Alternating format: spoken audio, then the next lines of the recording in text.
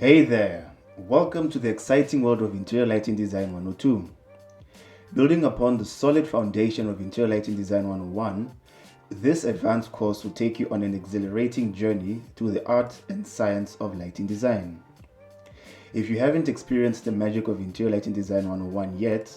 be sure to check it out right away.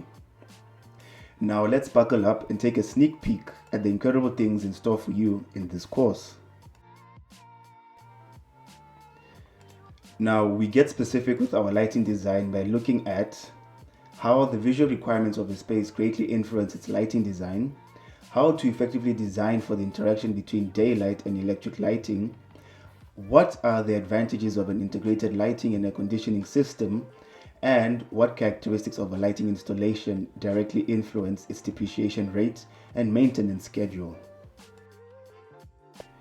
We then move on to look at how to practically apply these principles to your designs, and so you will learn how to use the lumen method to calculate the total luminance flux needed to produce the required average illuminance in your designs,